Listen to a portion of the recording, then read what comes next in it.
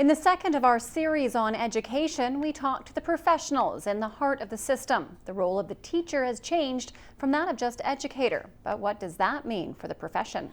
2 detentions. 3 detentions. Leave this room and don't come back until you're ready to apologize to me. This was a time when a teacher was the unquestioned head of the classroom. Teaching was considered a noble profession. But for some, that sense of respect seems to be faltering. I think public respect has dropped off to some extent, and I think some of that can be attributed to what's gone on politically here in BC over the last decade.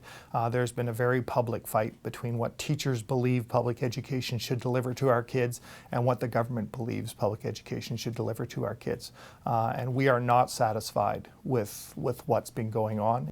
As a former teacher and now the education minister, Don McCrae feels that respect is still there, but it's not an easy profession. I think the people who go into teaching do so because they love students, they want to see a difference in society.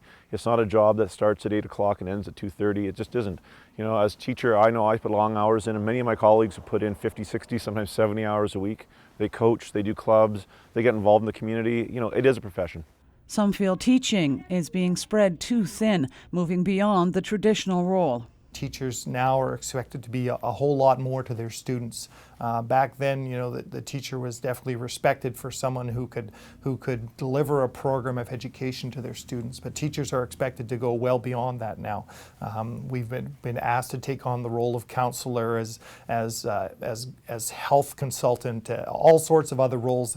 McCrae concurs. A lot has changed about the profession. Whether we just pretended things didn't exist in the past, you know, when I say the past, like 50 years ago, schools are asked to do a lot of things, and some things they've always done.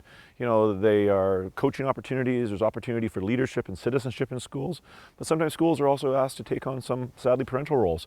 You know, when it comes to things like making sure some kids have food when they get to school. Another hindrance to the job, the lack of resources. Matt Pierce says he would like to invite parents into the classroom. He feels they might be surprised at what's missing. This generation of parents, they had full-time librarians in their school. Counselors were around to deal with the mental health issues of students, even at the elementary level. And a lot of those supports have been stripped away. I think parents would be shocked if they went to the school and compared what exists now to their memories. They'd be shocked at what's gone from the system. In the next of our series, we take a look at the changing role of parental involvement in the system. Cheryl Jan, CKPG News.